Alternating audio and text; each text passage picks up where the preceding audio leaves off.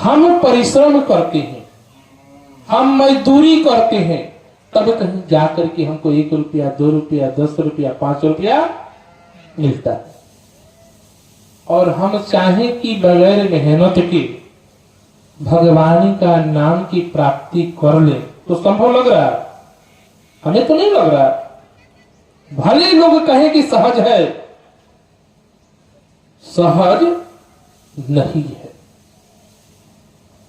इसका उदाहरण भी हम लेंगे कि सहज क्यों नहीं है, जबकि भगवान का नाम लेने में कोई परिश्रम करने की जरूरत नहीं है, शारीरिक परिश्रम भी नहीं लगता है। लेकिन सबसे ज्यादा अगर परिश्रम कहा जाए तो राम का नाम लेने में है। अब विचार कीजिए, एक बिंदु को आप विचार कीजिएगा। आज इस सत्संग को सुनने के लिए, आज इस सत्संग को सुनने के लिए कम से कम 15 दिन, 1 महीना से तो तैयारी जरूर की गई होगी। इसे तैयारी करने की क्या जरूरत थी? कोई जरूरत थी क्या? कोई जरूरत नहीं थी। अब तो घर में बैठ करके भी सत्संग सुन सकते हैं। सबसे बड़ा सत्संग अगर कहा जाए तो एक गृहस्थ के घर में होती है। कहां होती है? गृहस्थ के घर में।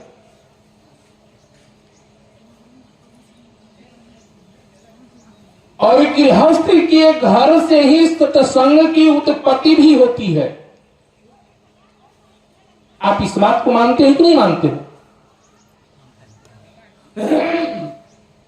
आप रामायण की कथा सुने होंगे, भागवत की कथा सुने होंगे। आपके क्षेत्र में तो रामायण बहुत होती है ना?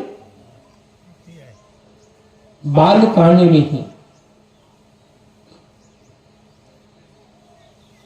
आपको प्रसंग सुनने को मिलता है कि राम कथा का उद्गम स्थान कहां है? तो भगवान शंकर का हृदय है। कहां है? हृदय है। और दूसरी बात, इस राम कथा की शुरुआत पहले कहां से होती है? तो भगवान शंकर और सती से। कहां से होती है? लेकिन सती नहीं सुनती है। लेकिन फिर दोबारा कहां से उत्पन्न हुआ? तो भगवान शंकर और पार्वती से। कहां से हुआ? जिस घर में सत्संग नहीं होता है, भगवान शंकर के घर से ही उदाहरण लीजिए। दूसरे के घर में जाने की जरूरत नहीं। हम आपके घर में नहीं जाएंगे, हम अपने जीवन में नहीं जाएंगे, आपके जीवन में नहीं जाएंगे। भगवान शंकर के जीवन को ही अपना जीवन मान लीजिए। आप भगवान शंकर के जगह पे बैठ जाइए। आपकी पत्नी भगवान माता सती के जीवन में और माता पार्वती के जीवन पर बैठ जाइए। आपकी पत्नी सती बन जाए, आपकी पत्नी पार्वती बन जाए। क्या हमने गलत कहा? सती राम कथा नहीं सुनी तो सती का क्या हुआ? नाश हो गया। हो गया कि नहीं हो गया? हम नहीं कह रहे। लेकिन वही पार्वती जिज्ञासा इच्छा की कि नहीं स्वामी, हमने पूर्व जन्म में अहंकार बस हमने राम कथा नहीं सुनी। उसी राम के विषय में पूछती कि प्रभु आप बताइए ना कि राम कौन है? और वही शब्द कौन? अगस्त जी महाराज से भरद्वाज राखू पद। भरद्वाज जी अगस्त जी से पूछते कि महाराज राम कौन है? यही प्रश्न पार्वती भगवान शंकर से पूछती है कि प्रभु राम कौन? अब बताइए, जब पार्वती जैसी अम्बा परम्बा जगदम्बा राम के विषय में पूछे और आप कहते हैं कि हम राम को जानते हैं, हम कहते हैं कि राम को जानते हैं, तो बताइए कि हमारे जैसा अज्ञानी कोई दुनिया में है क्या?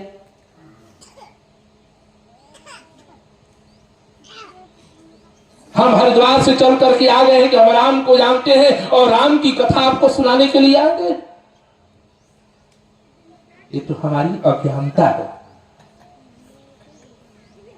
हम सुनाने के लिए नहीं आए हैं, हम सत्संग के लिए आए हैं कि हमने कुछ सुनाया और आपसे हमने कुछ, आप ये सोच रहे हैं कि हम इस पे बैठ गए हैं तो बड़े सिद्ध पुरुष, बड़े महात्मा बन गए हैं, ये आपकी मिथ्या है। जिस तरह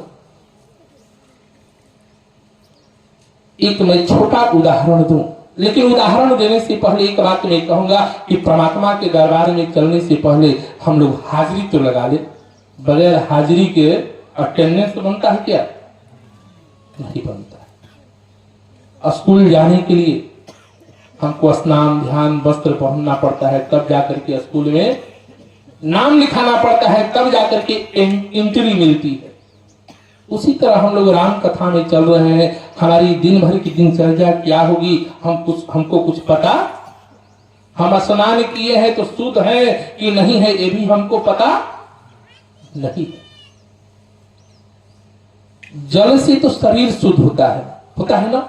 हम स्नान कर लिए, कहते हैं कि शरीर हमारा शुद्ध हो गया, उससे भी नहीं तो हम पूजा करने आए तो हो सकता है कि घर से आने में हमारे शरीर से कितने दोष लग गए हो, चींटी कीड़े दब गए हो, तो उससे भी मेरे जीवन में अशुद्धि आ गई हो। तो पंडित जी कहते हैं कि नहीं, आप बैठिए जजमान, हम आपको पवित्र करते हैं ना, ओम पवित्रो पवित्रो करते हैं ना। लेकिन सत्संग में ओम अपवित्रो करने की हमको जरूरत, ये तो शरीर की शुद्धि हो गया, लेकिन शरीर की शुद्धि से कुछ मिलने वाला, जब तक मन पवित्र न हो तो तन पवित्र करने से क्या फायदा? कोई फायदा है? हम खूब सुंदर कपड़ा पहने हो, हम खूब इतर सेंट पेंट डेंट सब लगाए हो, लेकिन अंदर का हमारा चरित्र गड़बड़ है, हमारा अंतर मन ही मलिन है, तो उस शुद्धता का कोई मायने है जी? हम शीशा देखते हैं, शीशा हमारे बाहरी दोषों को दिखाता है कि तुम्हारे अंदर ये कमी है, दिखाता है ना। लेकिन वही शीशा अगर हमारे जीवन चरित्र को दिखाने लगे तो कोई शीशा देखेगा? हम आज कहें कि आप काना है तो तुरंत लाठी लेकर के दौड़ पड़ेंगे, अरे बाबा हमको काना कह रहा है। अगर हमारे चेहरे में बदसूरत हो गया है, उसे बदसूरत कहेंगे, तुरंत डंडा लेकर दौड़ पड़ेंगे। लेकिन वही शीशा आपको कहेगा कि नहीं तुम बदसूरत हो, तो कभी कोई शीशा पे प्रहार किया है? हमें कहने का मतलब कि राम नाम जो है वो हमारी अंतःकरण को धोता है, वो किसी को धोने को दिखाने की जरूरत नहीं है। तो इसलिए हमें कहना है कि अपने अंतःकरण को पहले हम लोग पवित्र करें, तब तो हम राम कथा सुनाने के लिए आपके बीच बैठे हैं, भगवत कथा सुनाने के लिए बीच बैठे हैं। जो हमारी सेवा होगी हम आपको सेवा करेंगे। आइए 2 बार बड़े प्रेम से भगवान का नाम लेंगे कि श्री राम जय जय राम, श्री राम हम, श्री राम जय जय राम, श्री राम। एक बात मैं कहूं, आप सभी ये मत समझिएगा कि हम बारूडीह गांव में बैठे हैं। कहां? ये बारूदी नहीं है। जहां भगवान की कथा होने लगे, भगवान की चर्चा होने लगे, वो जगह अपने आप में अयोध्या, वृंदावन, काशी, मथुरा अपने आप में हो जाता है। यहाँ पे कोई साधारण व्यक्ति नहीं बैठता है, यहाँ पे परमहंस बैठते हैं, महंत नहीं, परमहंस। और परमहंस किसको कहा जाता है? जिसको अपने जीवन का देहाभिमान समाप्त हो जाता है। आज यहाँ पे जितने भी लोग आए हैं वो कह दे, यहाँ आने के बाद हमें घर की चिंता हो, हमें बाहर की चिंता हो, हमें शरीर की चिंता हो। एक बात मैं कहूं, कितना भी बड़ा रोग हो और यहाँ पे बैठ जाइएगा ना, तो जितने क्षण सत्संग में बैठेंगे ना, उतने क्षण के लिए आपके जितने भी रोग है समाप्त हो जाएंगे। ये हम नहीं कह रहे हैं, वो स्वामी जी भी कहते हैं कि दैहिक दैविक भौतिक तापा राम राज काहू नहीं व्यापा। ये राम राज, यहां से हटिए ना तुरंत कलयुग चढ़ जाएगा। कलयुग तुरंत चढ़ करके कपार पे बैठ जाएगा और आपको नाच नचाने लगेगा। लेकिन यहाँ पे कलयुग की क्षमता नहीं है कि वो आपको आकर के नचा दे, आप खुद उसको नचा दीजिएगा। एक बात और मैं कहूं, चलने से पहले आप सोचिएगा कि हम राम कथा सुनने के लिए आए, यही ना सोच कर चले हम राम कथा सुनने के लिए आए हैं। बिल्कुल आप नहीं आए हैं। कौन सुनने के लिए आया है? हम राम कथा कह रहे हैं, लेकिन राम कथा नहीं है, ये भगवत कथा है, ये भगवान के भक्तों की कथा है। किसकी कथा है? और ये भगवान के भक्तों की कथा कौन सुनता है? तो स्वयं नारायण सुनते हैं। कौन सुनते हैं? नारायण। आप विचार कीजिए, आप ही लोग उत्तर दीजिएगा। जब घर से चले तो आपके हृदय में भगवान आ गए, आए कि नहीं आए? परमात्मा आ गए कि हम जा रहे हैं कहां? तो राम कथा। और जैसे ही राम कथा की भावना आई ना, वैसे ही परमात्मा आपके हृदय में आ गए और परमात्मा कहे कि अब हम चल रहे हैं किसकी कथा सुनने? तो भगवत की कथा, भक्तों की कथा सुनने के लिए। हनुमान कौन है जी? भगवान है, राम के भक्त है। सेवई कौन है? तो भगवान के भक्त है। जटायु कौन है? तो भगवान के भक्त है। अगस्त कौन है? तो भगवान के भक्त है। सब भगवान के भक्तों की कथा सुन रहे। ये राम की कथा आपने सुनी, आपके हृदय में स्वयं भगवान बैठे हैं। और जहां भगवान बैठ जाए वो अपने आप में अयोध्या, अपने आप में वृंदावन, अपने आप में तीर्थ हो जाता है। तो आप लोग कहां बैठे हैं? इसलिए मैं हमेशा कहा करता हूं कि नगरिया बन गइल धाम, कि बोलो भैया जय सिया रामी। नगरिया कि बोलो भैया जय सिया रामी। नगरिया बन गइल धाम, कि बोलो भैया जय सिया रामी। नगरिया, प्रेम से राम जय सिया राम हो, जय सिया राम, जय सिया राम, जय सिया राम हो, जय सिया राम, जय सिया। अमी नगरिया बन गइल धाम, की बोलो भैया जय सिया राम। नगरिया आम बारूदी है बन गइल धाम, की बोलो भैया जय सिया राम। बारूदी है बन गइल।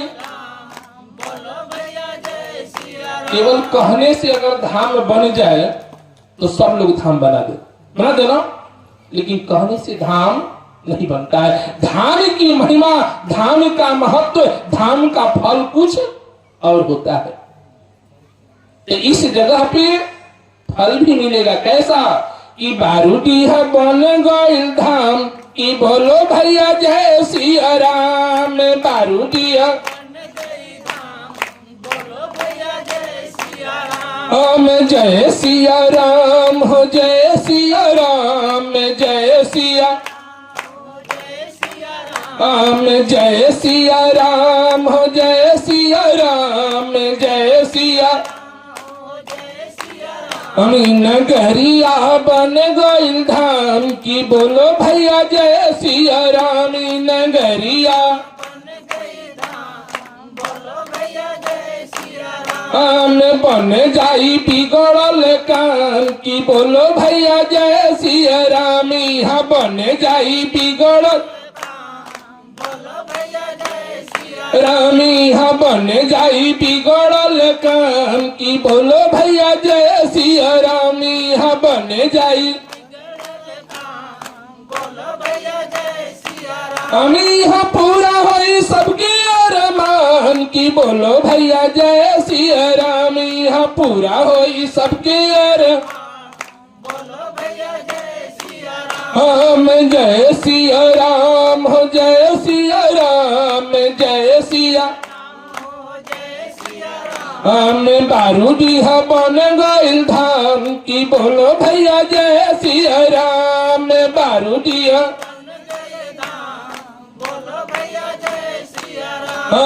जय सिया राम हो जय सिया राम जय सिया बोलिए प्रेम से हनुमंत लाल जी महाराज की। हमने कहा कि ये जगह जो है, ये जगह ही नहीं, आपका हृदय भी अयोध्या, काशी, मथुरा है।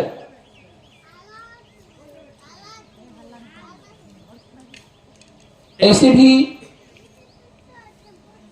आप लोग देहाती भाषा में, भले आपके तरफ नहीं, लेकिन और जगहों में कहा जाता है, एक गीत गाई जाती है। हम गीत तो नहीं लेकिन प्रवचन सुनाएंगे जरूर थोड़ी। एक लाइन है,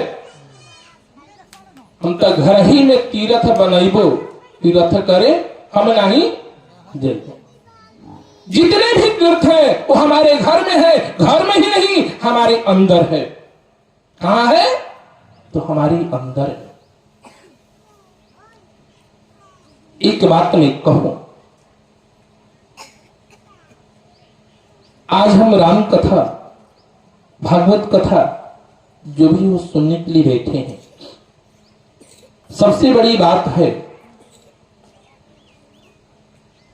कि हमारे हृदय में भगवान का स्थान पहले है और हम ऐसी जगह पे बैठे हैं जहां हमारे जीवन में अभिमान नहीं है। लेकिन एक बात मैं कहूं कि अगर हम भगवान के पास जाएं और जाने के बाद भी अगर हमारे मन में अभिमान बैठा रह जाए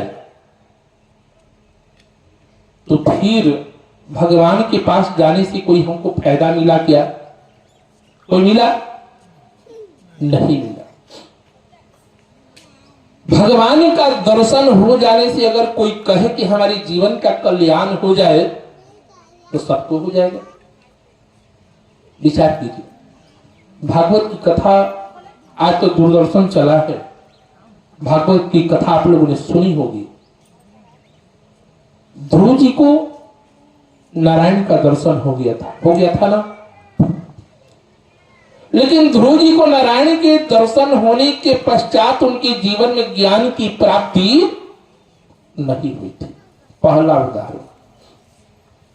दूसरा रावण का ले लीजिए। रावण का भी दर्शन राम से हो गया। कहां? जब समुद्र के किनारे राम सेतु का निर्माण करना था तो प्रभु श्री राम ने लिंग थाप विधिवत करी पूजा। तो पूजा कराने के लिए कौन आया था? रावण आया था। रावण आया था ना। राम और रावण का दर्शन वहीं पे हो गया। दूसरी, लेकिन उसी कहानी में एक कहानी है जो पहले हमने कभी सुनाया होगा, हो सकता है कि सुनाए हो या ना सुनाए आप लोगों को। केवट का चरित्र सुनाया होगा आपको। सुनाए थे?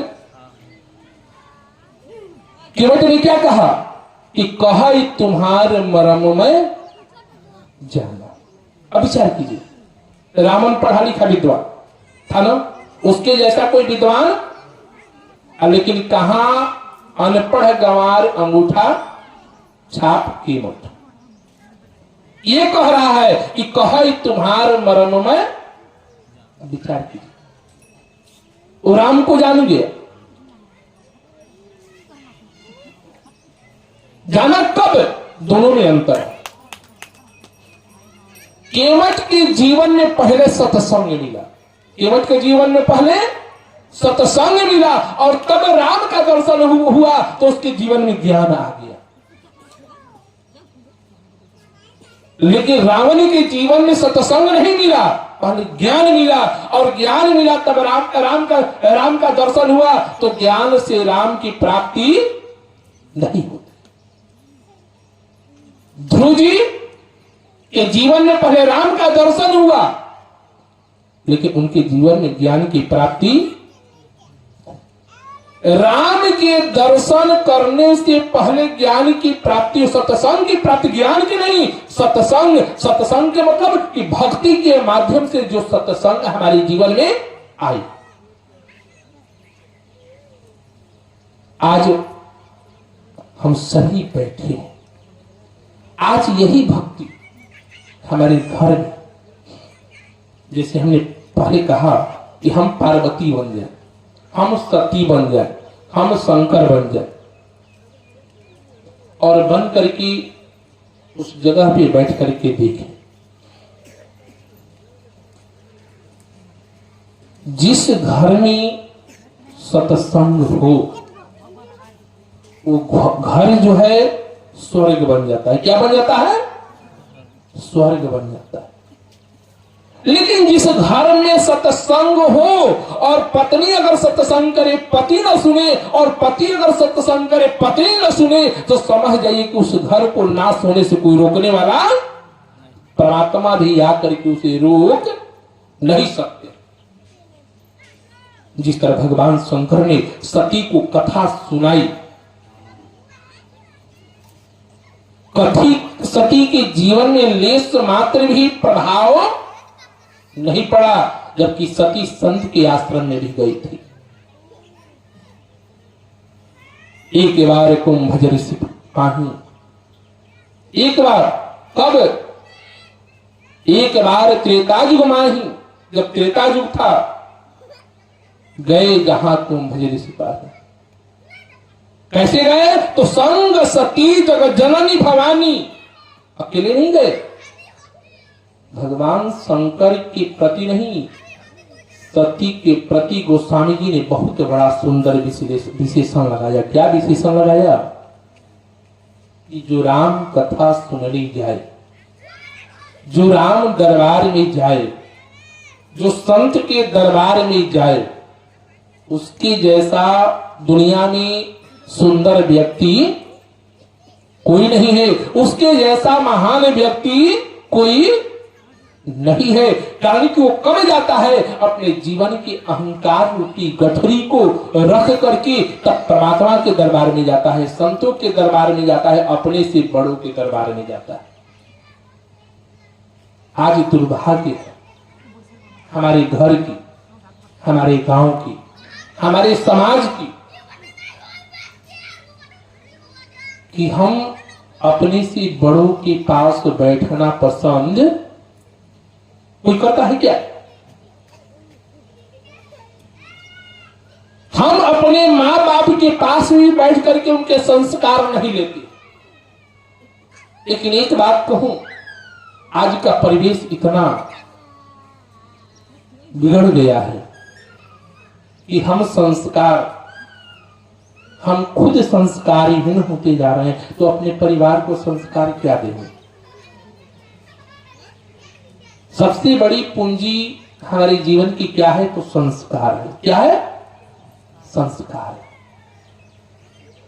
जिसके जीवन में संस्कार समाप्त हो जाए उसके जीवन में कुछ बचता नहीं है, और जिसके जीवन में संस्कार है उसके जीवन में सब कुछ है। हम नहीं कह रहे हैं, अब विचार कीजिए, कब? जब रावण और राम का युद्ध हुआ। क्या हुआ? राम और रावण का युद्ध हुआ। उस समय का देश में झांकी केवल दिखा रहा हूं इस संस्कार को लेकर के। रावण के पास कोई धन की कमी थी क्या जी? धन की कमी थी? जिसके घर में कुबेर के खजाना पड़ा हो, जिसके घर में देवता झाड़ू बहारू कर रहे हैं, आदेश पालक बन करके, द्वारपाल बन करके देवता खड़े हैं, कि रावण कब क्या मुझे कहे, मुझे आदेश को पालन करना है। वैसी रावण को मंदोदरी जैसी पत्नी, ये आपके जीवन की वृत्तांत मैं कह रहा हूं, ये रावण और मंदोदरी की कथा मैं नहीं सुना रहा हूं, आपके जीवन की कहानी को मैं कह रहा हूं। उस जगह पे आप बैठिए, मान लीजिए कि हम रावण है, हमारी पत्नी मंदोदरी है, या भगवान शंकर हैं या सती हैं, कोई भी पात्र बना लीजिए और पात्र बनकर के देखिए अपने जीवन में।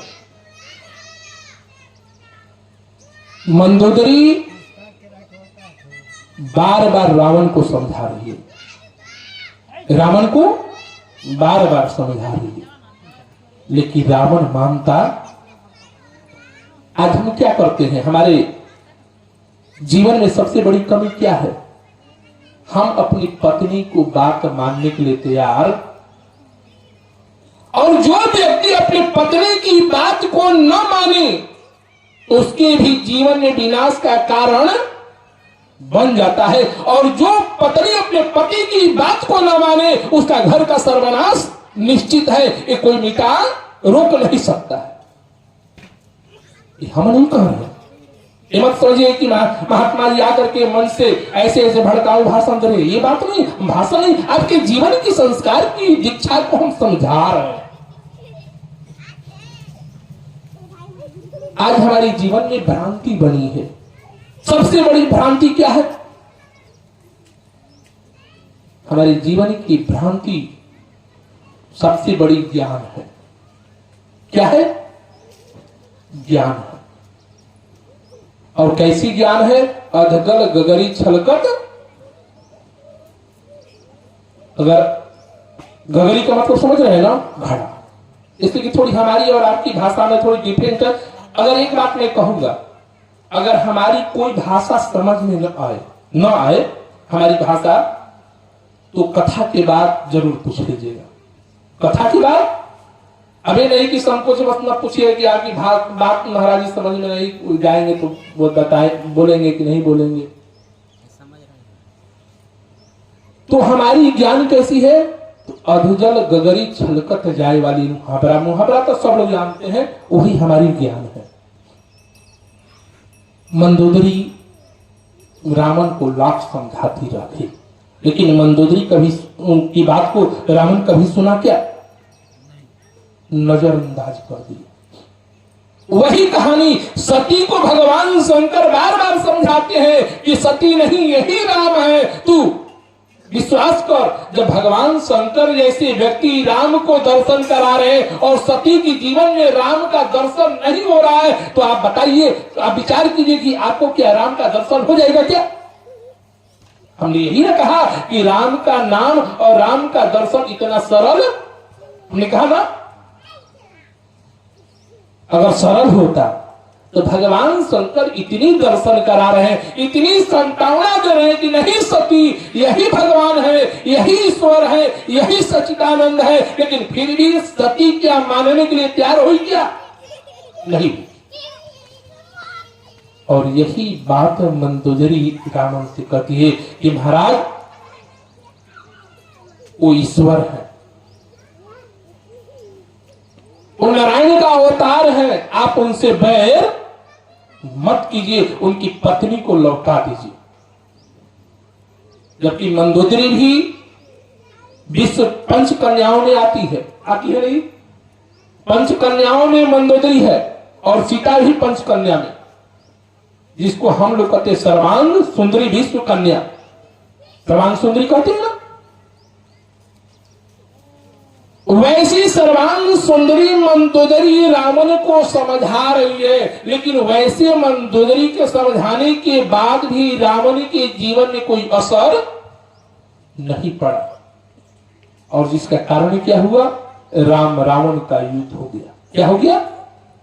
राम रावण का युद्ध हुआ तो रावण का 10 शीश लंका की रणांगण में गिरा रहता है।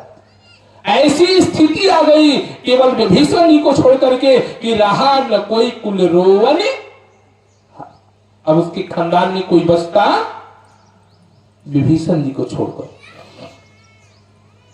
बताइए कि वो ताकत, जो विश्व विजेता, जो विद्वान, जो ज्ञानी, सर्वगुण संपन्न, लेकिन जब मंदोदरी के जब कानों में श्रवण सुनाई पड़ी कि मेरा पति रावण मारा गया लंका की रणांगण में, मेरा पति रावण मारा गया, तो मंदोदरी को एक बार विचार करना पड़ता है। क्या करना पड़ता है? विचार करना। अगर हमारे जीवन में कोई असाधारण घटना घट जाती है तो हमारे जीवन में आश्चर्य होती है ना, ये कैसे हो गया? जो होना नहीं चाहिए वो हो गया। आज मंदोदरी उसी स्थिति में, उसी मोड़ पे, उसी जगह पे खड़े होकर के विचार करती है, ये कैसे हो गया?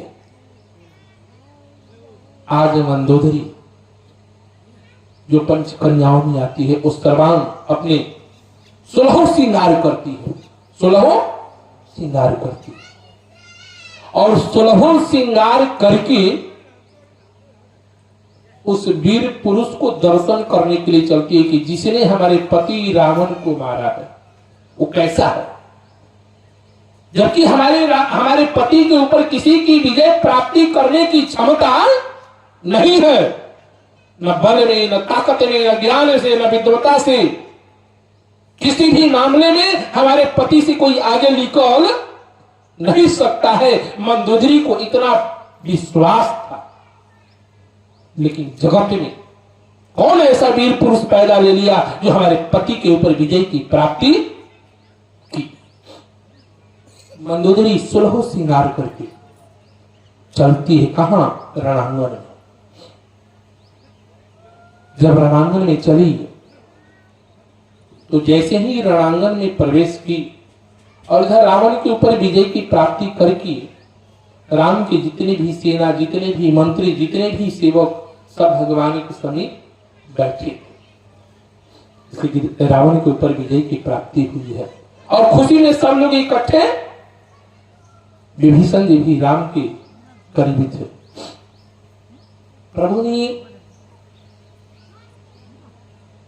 प्रभु बड़े चिंतन मुद्रा में बैठे थे और मंदोदरी उधर से रणांगण में प्रवेश कर रही है और विभीषण जी बैठे देख रहे हैं कि मंदोदरी आ रही है, रावण की पत्नी मंदोदरी आ रही है। विभीषण जी ने प्रभु श्री राम से कहा कि महाराज, रावण की पत्नी मंदोदरी आ रही है। लेकिन प्रभु विभीषण की बातों की ओर लेश मात्र भी ध्यान नहीं दिया। विभीषण जी को लगा कि हमारी बात प्रभु सुन नहीं पाए, कारण कि जब हम लोग बैठे रहते हैं तो कभी कभी गहरी चिंतन में इतने व्यस्त हो जाते हैं कि हमारे सामने कौन आता है, कौन जाता है, कुछ पता चलता है? नहीं चलता। तो विभीषण जी को लगा कि प्रभु हमारी बात को नहीं सुनता है।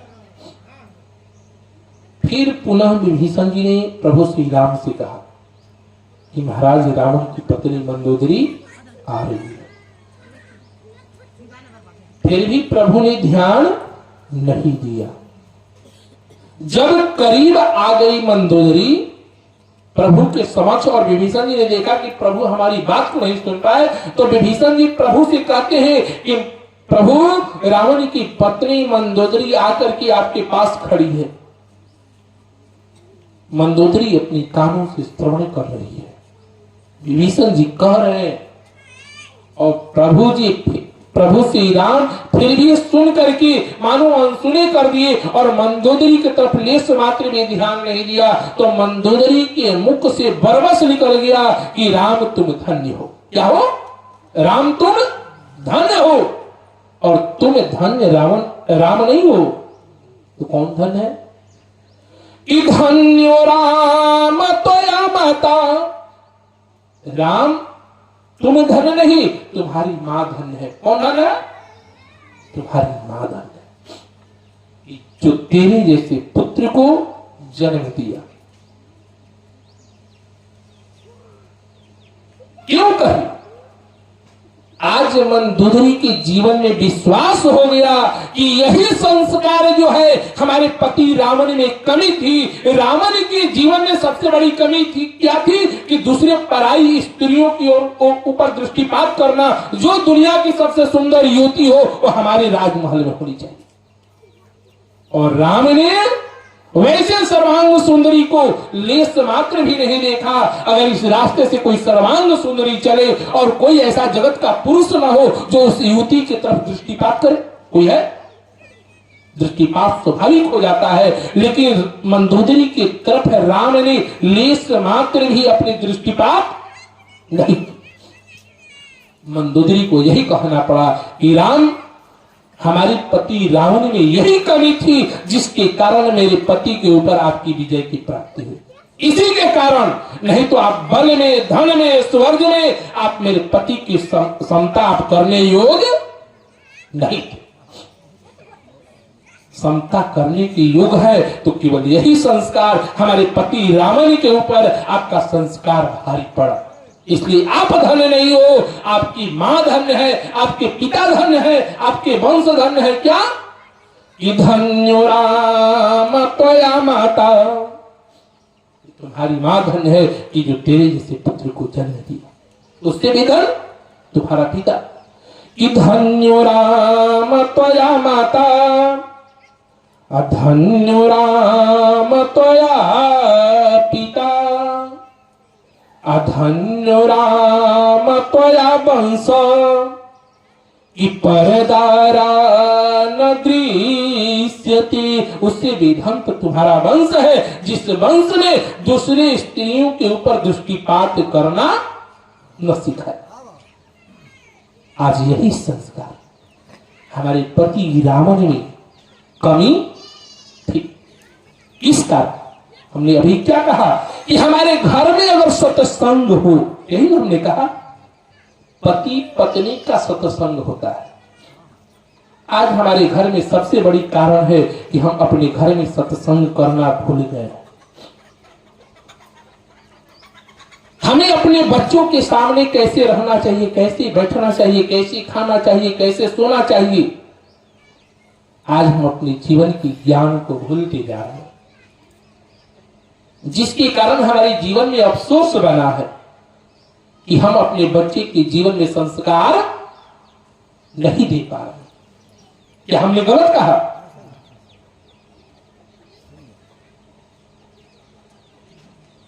आज अगर मैं कहूं तो पूरे भारत को लेकर के मैं कहूंगा कि झारखंड में किसी चीज की कमी नहीं। कोई कमी है क्या? लेकिन सबसे कमी अगर कही जाए तो झारखंड में है कि नहीं है? आपके घर में सब कुछ रहते हुए भी दरिद्रता क्यों है? कभी आपने विचार किया? नहीं विचार किया। आपके घर में धन की कमी नहीं है, वैभव की कमी नहीं है, संपत्ति की कमी नहीं है, लेकिन कमी क्या है? हमारी विचार की, हमारी शिक्षा की, हमारी दीक्षा की, हमारी आचरण की, और जिसके कारण आपके घर की संपत्ति जो है आपके घर से दूर होते जा रही है। आपके संपत्ति पे लोग मौज कर रहे हैं, लेकिन आपकी संपत्ति आपके नसीब आ रही है क्या? कारण क्या है? आप अपने जीवन के उद्देश्य को आप भूल गए हैं। जीवन के उद्देश्य को आप भूल गए हैं।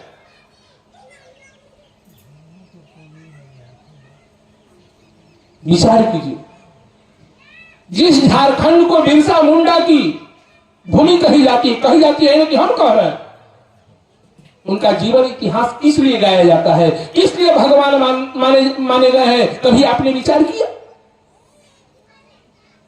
हमने क्या कहा कि आप अपने आप को राम बना दीजिए, अपने आप को कोई पात्र बना दीजिए। राम बनाइए, हनुमान बनाइए, सुग्रीव बनाइए, जामवंत बनाइए, कोई भी पात्र बन करके एक देखिए। वही कार्य बिरसा मुंडा जी ने किया। क्या किया? समाज को जोड़ने की क्रिया उन्होंने किया। इसी कारण से आज बिरसा भगवान कहे गए आते हैं। तो आप ही क्यों नहीं भगवान बन गए?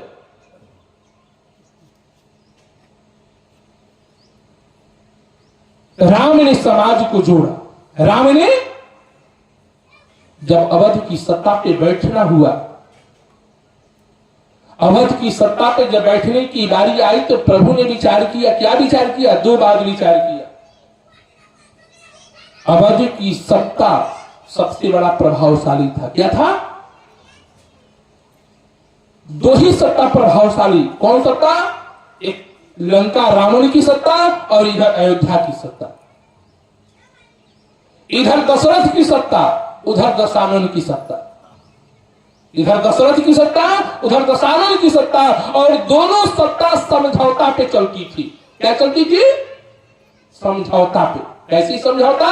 कि हम तुम्हारे तरफ नहीं देखेंगे, तुम हमारे तरफ मत देखना, तुमको जो मर्जी सो करो, हम जो मर्जी सो करें, कोई किसी को आक्षेप नहीं करेगा।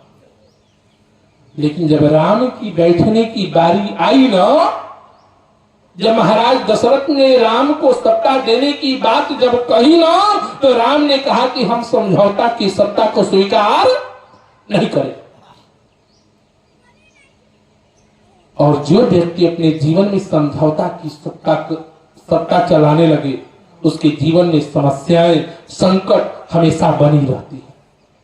जब समझौता कीजिएगा तो विभेद रखना पड़ेगा। क्या करना पड़ेगा? विभेद रखना पड़ेगा। और जहां समझौता नहीं रखिएगा, स्वतंत्र रखिएगा ना, वहां विभेद उत्पन्न कभी होने वाला। राम ने सबको एक सूत्र में बांधा। राम ने एक सूत्र में बांधा। रामचरितमानस की पहला कांड अयोध्या कांड। राम कथा सुनने से पहले एक वही बता दूं, हमने बताया होगा या न भी बताया होगा, इस रामचरितमानस में 4 घाट। ये घाट 4। उसी तरह अयोध्या में भी 4 घाट। ये घाट 4 घाट। एक राम घाट, एक नया घाट, एक राम घाट, एक राजघाट था। राजघाट पे केवल राजा लोग ही स्नान करते थे। कौन करते थे? राजा लोग। एक प्रजा घाट था, जिसपे केवल प्रजा ही जाएगी, दूसरा कोई नहीं जाता था। एक था पनघट, जिसपे केवल स्त्रियां ही जाएंगी, महिलाएं ही जाएंगी, उस पे कोई नहीं जाएगा। राजघाट, प्रजाघाट, पनघट एक जानवरों के लिए था। 4 घाट। लेकिन राम जब राजा बने तो राजा बनने के बाद एक घाट को तोड़ दिया। ये भेद नहीं रहेगा। कौन सा भेद? राजा और प्रजा में जब भेद ही रह गया तो फिर राजा और प्रजा की समस्या कौन देखेगा, कौन सुनेगा? राजा और प्रजा में कभी दूरी नहीं होनी चाहिए। राजा और प्रजा का मित्रों व्यवहार होना चाहिए। इसलिए राजघाट को तोड़ करके, राजघाट और प्रजाघाट को तोड़ करके उन्होंने राजघाट का निर्माण किया। भगवान तो कहते हैं कि हम अपने भक्त को अपने हृदय से दूर नहीं रखते हैं, हम अपने पास रखते हैं, लेकिन भक्त ही हमसे दूर चला जाए तो मैं क्या करूं? भगवान, हमने कैसे कहा कि भगवान पहले हमारे हृदय में आकर के बैठे हैं कथा सुनने के लिए। कौन सी कथा? तो भक्तों की कथा। वो हमारे जैसे भक्तों की कथा, हमारे जैसे। भगवान परमात्मा अपने भक्तों के जीवन में अहंकार नहीं होने देते। एक बात मैं कहूं, अगर जिस भक्त के जीवन में अहंकार आ जाए, भगवान तुरंत उसके अहंकार को क्षीण करते हैं। और अहंकार कब आता है? जिस घर में सत्संग नहीं होती है। आप ही लोग विचार कीजिए, इतने परिवार हैं, इतने घर के लोग हैं, जितने लोग हैं, जबकि हमने अभी थोड़ी देर पहले कहा कि पति पत्नी की बात नहीं सुनती है, पत्नी पति की बात नहीं सुनती है, बाप बेटा का बात नहीं सुनता है, मां बेटी की बात नहीं सुनती है। और जिस घर में ये समस्या आ जाए तो समझ जाइए कि हमारे संस्कार में कमी है। और संस्कार कहां से आता है? तो सत्संग से आता है। कहां से आता है?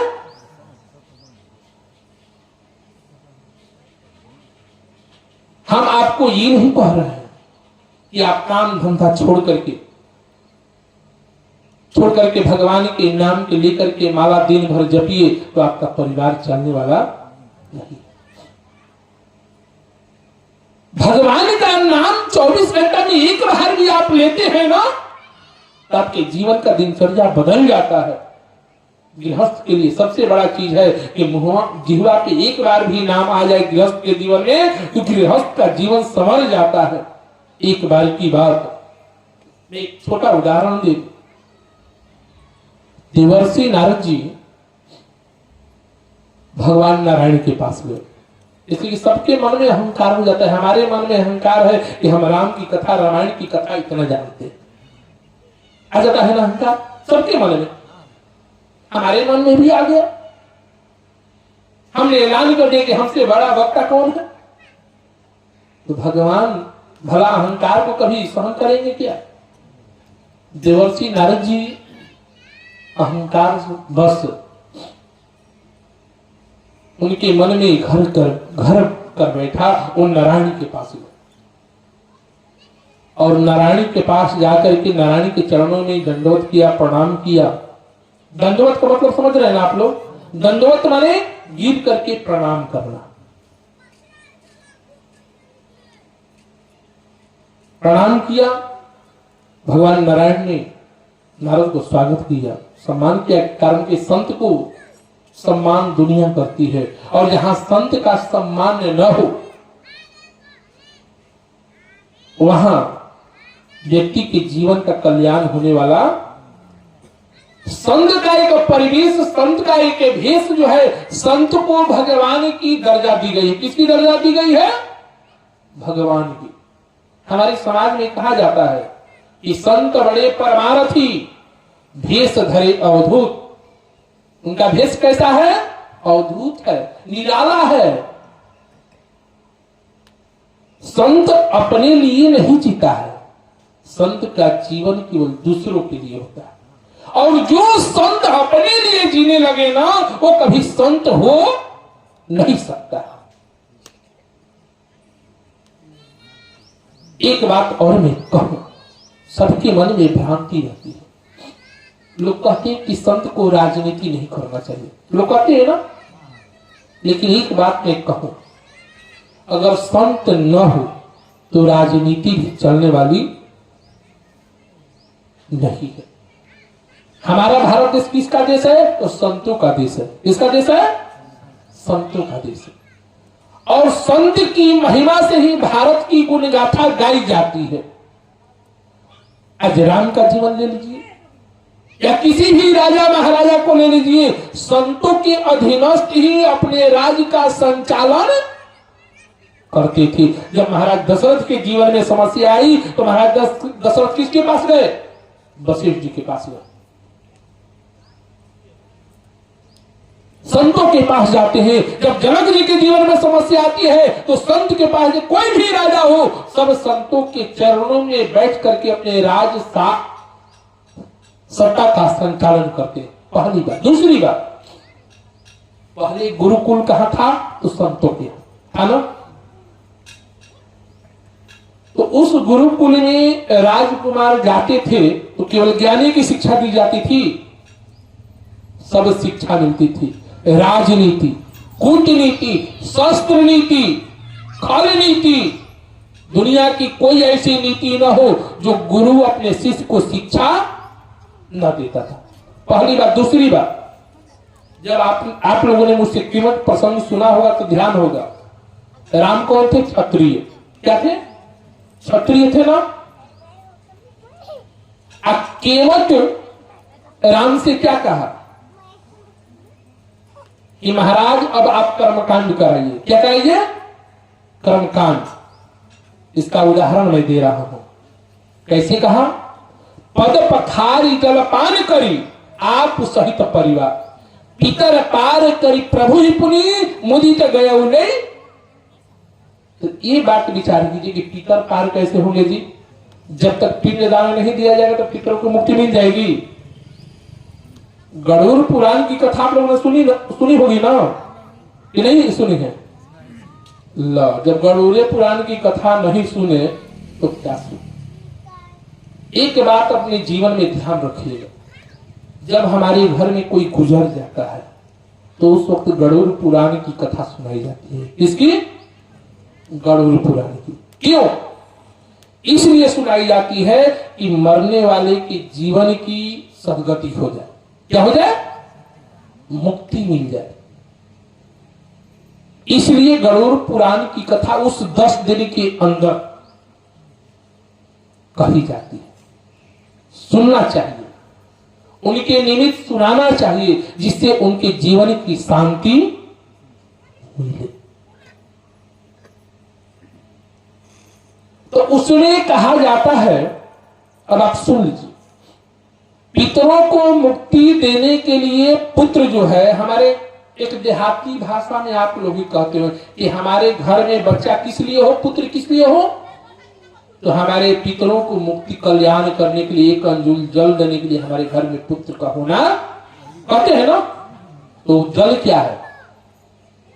जब हमारे, मान लीजिए हमारे पिताजी गुजर गए, हमारे पिताजी गुजर गए, तो साल में 15 दिन पितर के लिए महीना आता है। के दिन के लिए? 15 दिन। पितृ पक्ष जिसको कहते हैं, क्या कहते हैं? नवरात्रि से पहले, नवरात्रि समझ रहे हैं ना, कार्तिक के, दशहरा के, उससे पहले 15 दिन पितृ पक्ष आता है। और जब हमारे पिता गुजर जाते हैं तो 1 साल के बाद, 1 साल नहीं, अगले साल उनके नाम से जल दिया जाता है। तिल चावल लेकर के, स्नान करके, अपने पितर के नाम से पिताजी, परपिता, परपिता, नाना, नाना, परनाना, परनाना, नानी, परनानी, परनानी, माता, परमाता, परमाता, ससुर है तो ससुर नहीं है तो ससुर के नाम से, सास के नाम से, अगर कोई हमारा मित्र मर गया है तो मित्र के नाम से, बहन के नाम से, जो गुजर गए हैं उनके नाम से एक अंजुल जल दिया जाता है। कारण कि अगर देते हैं उससे आपका वंश जो है वो सुखी रहेगा। क्या रहेगा? सुखी रहेगा। हमारे पितृ लोग कहते हैं कि हमको 1 लोटा जल देगा, उसी से हम तृप्त होंगे। जब तक पितर तृप्त नहीं है तब तक आप तृप्त नहीं। एक ही बात समझिए, देवता प्रसन्न रहे या न रहे, देवता के पूजा कीजिए या मत कीजिए, लेकिन पितर की पूजा, क्या समझे आप लोग? नहीं समझे? समझे कि नहीं समझे? नहीं समझे तो बोलिए हाँ या ना। ला माटी के मूर्त जैसे आगे बैठ गई, बिना बोले हम बोलम ना। समझ में आया कि नहीं आया? अरे तुम बोलो, खैले नहीं खुलोगे? अरे खैले बोलो, तुम बोलो। समझ में आया कि नहीं आया? नहीं आया। हाँ, ये बात, अरे नहीं आया तो कहना चाहिए। यही ना हम पूछते हैं। जब हम कहें आपको समझ में न आए तो कहने से हमको क्या फायदा? कोई फायदा है? अरे इतना दूर से आप हरिद्वार से बुलाए हैं, और जितना बुलाने में जितना खर्चा होगा उतना तो आप दे ही नहीं पाइएगा। हम आने जाने की केवल तेल खर्चा जोड़ दे तो यहाँ से हमको लगता है कि 23,000 रुपया का तेल के खर्चा लग जाएगा। कितना? 23,000 रुपया केवल गाड़ी का तेल के खर्चा लग जाएगा। आप दे नहीं पाइएगा। ये तो कहिए कि आपके कर्म जी हैं, शंकर जी के परिवार है, ये लोग हमसे जुड़े हैं, इन लोग के नाते, इनके प्रेम के नाते आ गए, ये लोग शिष्य हैं इसलिए आ गए कि चलो भाई इसी बहाने हमारा भेद मुलाकात भी हो जाएगा। इधर क्षेत्र में कितने लोग शिष्य हैं उन लोगों से मुलाकात हो जाएगी, इसी बहाने हम आ गए। और इतना दूर से आए और हमारी बात न समझ में आए तो आने से कोई फायदा नहीं। और वो भी बात आज तो सबसे बड़ी सौभाग्य की बात है कि आज एकादशी है। क्या है? एकादशी। और एकादशी के दिन बैठ करके आप लोग कथा श्रवण कर रहे हैं, इससे बड़ी सौभाग्य क्या होगी? कहने का मतलब, हम देवता की पूजा करें या न करें, देवता माने भगवान, ठीक? अगर हमारे पिताजी, क्या हमारे पिताजी, हम अपने ऊपर उदाहरण लेके कर रहे हैं, आपके ऊपर नहीं, हम अपने ऊपर उदाहरण, ना उदाहरण किसी के ऊपर ले लो तो फिर दिक्कत हो जाएगा कि नहीं? और भी आपके यहाँ तो मान लीजिए कि हमारे पिताजी गुजर गए, मर गए, गुजरने का मतलब मर गए, हमने संस्कार कर दिया, 1 साल बीत गया, 1 साल माने 1 वर्ष बीत गया। 1 वर्ष के बाद नवरात्रि तो आप लोग जानती है ना, उससे पहले 15 दिन उससे पहले पितृपक्ष आता है। पितृपक्ष नहीं जानते हैं? आसीन कृष्ण पक्ष, आसीन कृष्ण पक्ष। आप बंगला आसीन बंगला पंजी से नहीं, बंगला पंजी से हम नहीं बता रहे हैं, हम हिंदी पंजी से बता रहे हैं। हिंदी पंजी से आसीन कृष्ण पक्ष जो है वो पितृपक्ष कहा जाता है। और उस पितृपक्ष में जो पुत्र होते हैं, पुत्र अपने हाथ से तिल, चावल, जौ और कुसा के 35 माने अंगूठी, या कुसा नहीं है तो सोना की अंगूठी पहन ले, दोनों अंगुली में कुसा रख ले और रख करके अपने पिताजी के नाम से, मान ली कि फलना पिता है तो उनके निमित्त हम जल दे रहे हैं, आप हमारी जल को ग्रहण कीजिए। आप तृप्त होइए, वो तृप्त होंगे तो उनकी अंतरात्मा आशीर्वाद देगी, तो हमारा बेटा बेटी नाती पोता जितने भी खानदान है वो खुशी पूर्वक रहेंगे।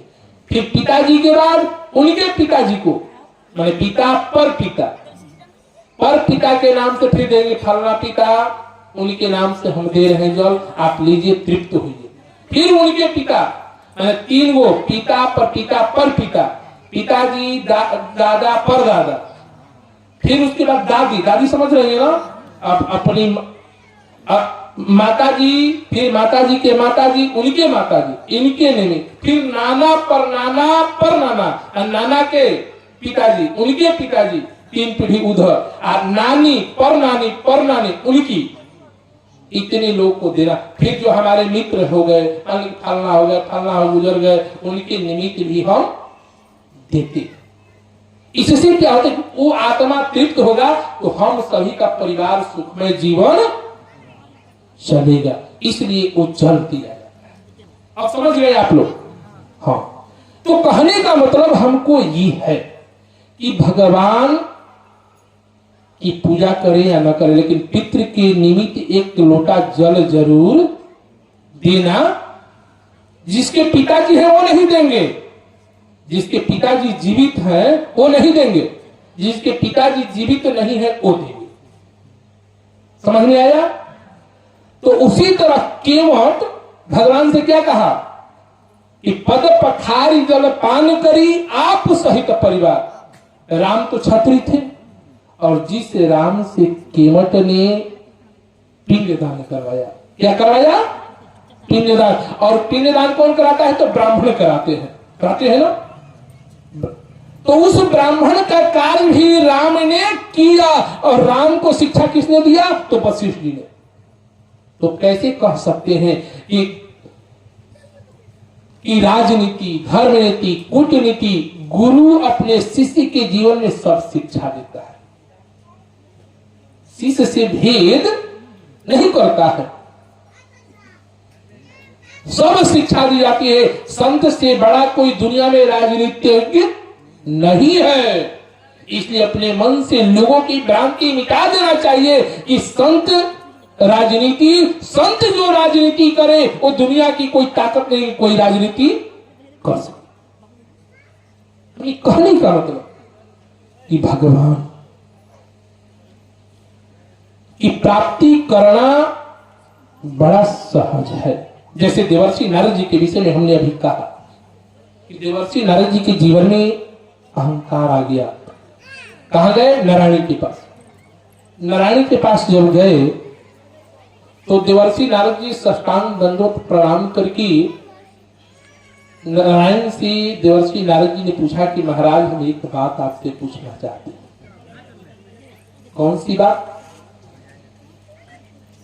देवर्षि नारद जी ने कहा कि महाराज आपका दुनिया में सबसे प्रिय भक्त कौन है? देवर्षि नारद जी को तो अहंकार था कि हमारे जैसा कोई भक्त भगवान का नहीं है। देवर्षि जी ने पूछा कि महाराज आपका दुनिया में सबसे बड़ा प्रिय भक्त कौन है? तो देवर्षि जी को लगा कि भगवान कहें कि नारद तुम्हारे जैसा हमारा कोई प्रिय भक्त कोई नहीं। भगवान ने विचार कर लिया कि आहा, तो देवर्षि नारद के जीवन में अहंकार आ गया।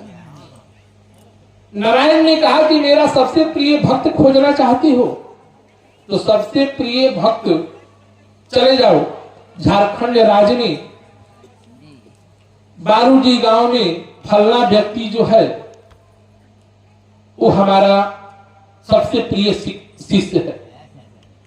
बारूजी गांव में देवर्षि नारद जी को भेज दिए। देवर्षि नारद जी उस भक्त को देखने के लिए आ गए। बारूदी गांव में आए किसी व्यक्ति के घर में, और संत को देखकर के कौन नहीं प्रणाम करेगा। किसी के दरवाजे पे कोई संत चला जाए तो संत को सब लोग सम्मान करते हैं, संत को सब लोग अभिवादन करते हैं, संत को सब लोग परामर्श देते हैं, बैठाते हैं, आदर करते हैं, सम्मान करते हैं। देवर्षि नारद जी उस किसान के घर में जब गए तो किसान ने देखा कि संत जी आए तो उनके चरणों में प्रणाम किया और प्रणाम करके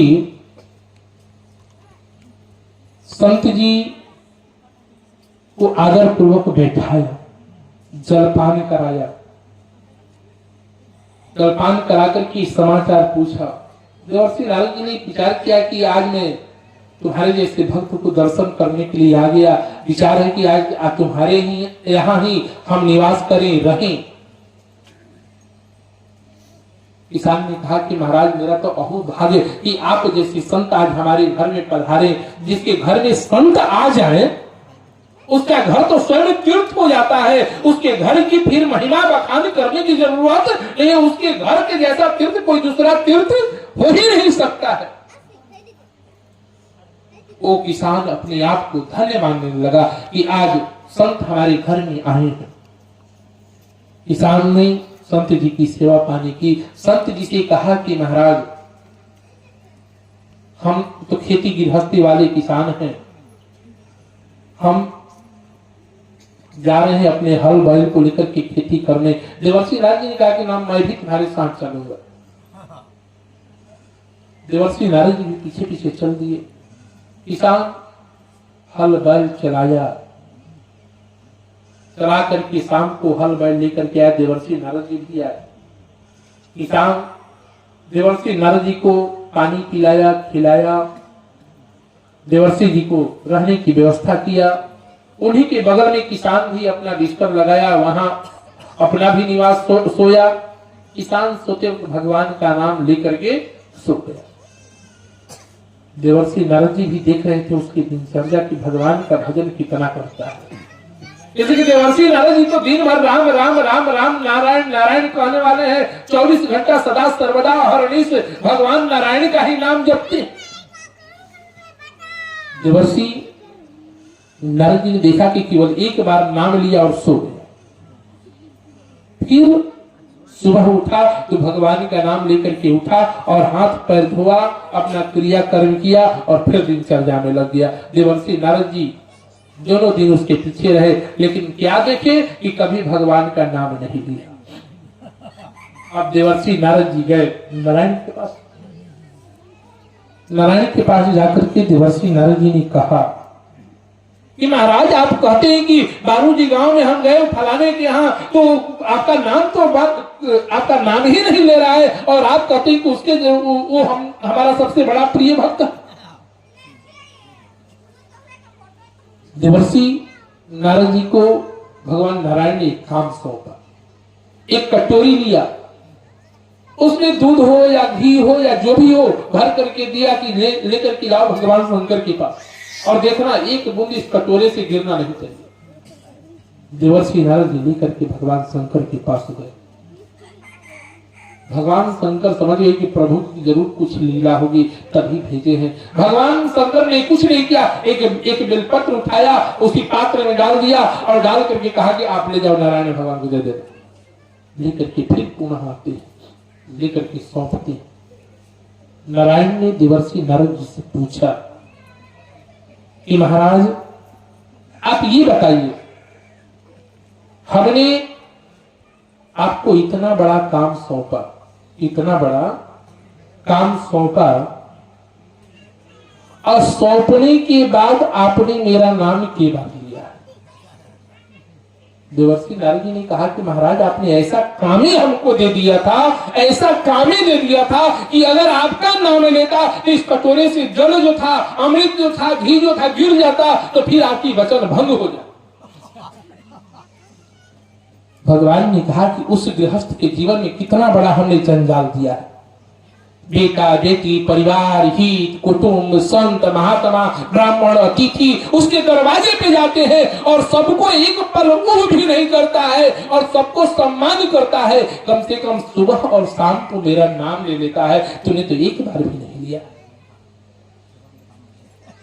कहने का मतलब हमारा अभिप्राय ये है, हमने आपको कथा नहीं सुनाई, हमें कहने का अभिप्राय ये है कि आप सब काम कीजिए, हमको उससे कोई एलर्जी नहीं है, लेकिन भगवान का नाम अपने भी लीजिए, अपने बच्चे को भी लिवाइए, अपने परिवार को लिवाइए, इससे आपके जीवन की संस्कार जो है वो संवर जाएगी। राम की कथा क्या है? यही ना है। सबकी जीवन में सत्संग जो है कूट कूट करके भरी है। कोई भी पात्र उठा लीजिए, किसके जीवन में सत्संग नहीं है? तो मंथरा के जीवन में सत्संग नहीं है। रामचरितमानस के दो अद्भुत पात्र हैं। रामचरितमानस के दो अद्भुत पात्र, इनकी तुलना, इनका उदाहरण, इनकी उपमा किसी से दी नहीं जा सकती है। अगर समुद्र की उपमा कोई कहे कि समुद्र की उपमा किससे दीजिएगा जी, तो समुद्र की उपमा समुद्र से दी जा सकती है, कि नदी से दी जा सकती है, गंगा से दी जा सकती है, कारण कि सभी नदियां समुद्र में जाके मिलती है। तो समुद्र का उदाहरण किससे लीजिएगा?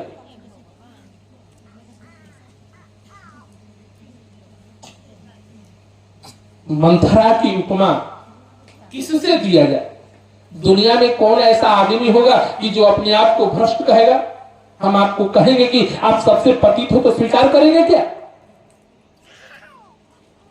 वो भी कहीं ना कहीं काम आ जाता है। एक हमारी महिला जो है वो भी कहीं खेत में जाकर के काम आ जाता है। लेकिन मंथरा का ऐसा जीवन चरित्र है, मंथरा का ऐसा जीवन उद्देश्य है कि कहीं काम आने वाली नहीं। अपवाद एक भरत जी जो है, हमारे जीवन में गुण अवगुण सब रहता है, लेकिन भरत जी का एक जीवन है जिनके अंदर लेश मात्र भी अवगुण नहीं है। गुण अवगुण सबके उर रहा। अगर भरत जी के जीवन की किसी से उदाहरण दिया जाए, समुद्र से भी तुलना नहीं की जा सकती, कारण समुद्र का पानी खारा है, लेकिन भरत के जीवन में कहां खारापन है जी? गंगा से भी तुलना भरत जी की नहीं की जा सकती है। जो गंगा पतित पावनी है, जिस गंगा के ऊपर केवट ने अंगुली उठा दिया कि ये गंगा दुनिया को भले तार सकती है, लेकिन हमको ये गंगा अभी तक तार, बताइए हम गंगा के ऊपर कभी अंगुली उठा सकते हैं? गंगा तो ऐसे ही मुक्तदायिनी है, मोक्षदायिनी है, पतित पावनी है, पतित को पावन करती है। लेकिन केवट ने गंगा से कहा कि ये गंगा हमारे कुलों को तार नहीं पाई, तो हमको क्या तारेगी? लेकिन ऐसे गंगा की हमको जरूरत। लोगों ने कहा कि केवट एक गंगा पहले से मौजूद है और फिर तो दूसरे गंगा को उत्पन्न कर रहा। गंगा की उत्पत्ति कहां से हुई है? नारायण के चरणों से, और वही नारायण के चरण को केवट धो रहा है। धोने का मतलब क्या हो गया कि गंगा की उत्पत्ति। अब बताइए, अब एक ही जगह दो दो गंगा रहे तो एक गंगा के तो महिमा घट ही जाना है। केवट ने घटा दिया, कहा कि नहीं, हम मानने के लिए तैयार नहीं है।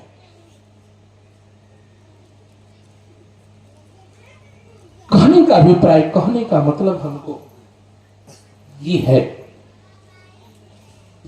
हम सभी आज तो प्रथम दिवस है हमारे लिए, जबकि इस आयोजन का दूसरा दिन है और पहले दिन सबको समझने में लग जाता है। लेकिन एक बात मैं कहूं, किसी भी कार्य को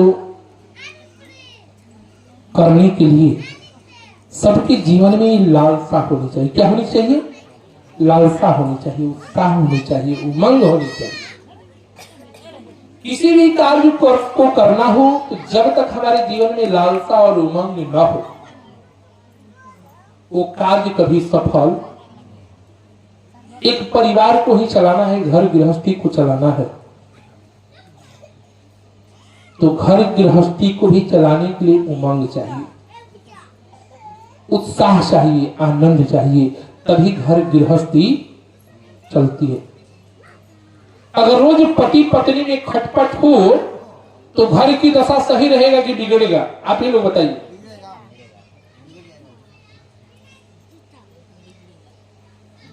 और घर की दशा सुधरती कैसे है? जब पति पत्नी में सामंजस्य हो। एक बात तो मैं आपसे कहूं, हम लोग तो महात्मा हैं, हम लोग के पास सब लोग आते हैं अपने जीवन की कहानी को लेकर के, जीवन के उद्देश्य को लेकर के।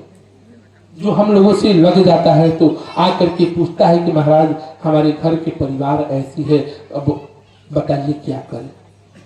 आपके घर के परिवार आकर के पूछती है कि महाराज जी हमारे पति तो ऐसे हो गए हैं, क्या किया जाए? वहां समझौता करनी चाहिए। क्या करनी चाहिए? समझौता। जैसे हम आपसे पूछना चाहते हैं, क्या हमारा विचार, हमारी विचारधारा एक है? हम अपने अंतःकरण की बात कर रहे हैं, दूसरे की बात नहीं। हम किसी काम को करने के लिए, जैसे मान लीजिए कि एक भागवत कथा चल रही है, राम कथा चल रही है, कुछ लोग विचार करते हैं कि जाएं कि न जाए, जाएं कि न जाए। कुछ लोग सोचते हैं कि जाएंगे तो लोग कहेंगे अरे फलना व्यक्ति, ये व्यक्ति राम कथा में जा रहा है, कहीं हमारे जीवन की तौहीनी ना हो जाए कि फलाना व्यक्ति भागवत कथा में जा रहा है। ये भी होती है भावना, जिसके कारण व्यक्ति चाह करके भी नहीं आ सकता है। उसी तरह हमारे जैसे जीवन में द्वंद्व बना रहता है, वही द्वंद्व हमारे परिवार का सदस्य है। जैसे मान लीजिए हम एक कार्य करें कि न करें, कार्य करें कि न करें, करें कि मन में होता है ना, उस द्वंद्व के साथ आप समझौता कैसे करते हैं? करते हैं कि नहीं करते हैं? द्वंद्व के साथ समझौता आप कर लेते हैं और करके उस कार्य को निर्वाह करते हैं। अपने जीवन के कार्य को निर्वाह करते हैं कि नहीं आप लोग? सबसे मैं पूछ रहा हूं। अब कोई नहीं बोल रहा, जैसे लग रहा है कि हाँ कोई है, ये नहीं है ना। हमारी एक आदत है, हमारी सबसे बड़ी कमी है कि अगला जब तक उत्तर नहीं मिलता है तब तक हम आगे बढ़ने वाला काम नहीं करते। तो जिस तरह से आपके मन में द्वंद्व बनता है कि हम एक कार्य करें कि न करें, करें कि न करें, लेकिन फिर भी जैसा आपका मन करता है उसके साथ समझौता करते हैं कि नहीं करते? हाँ या ना कहिए? अरे कहो भाई, माटी के देवता।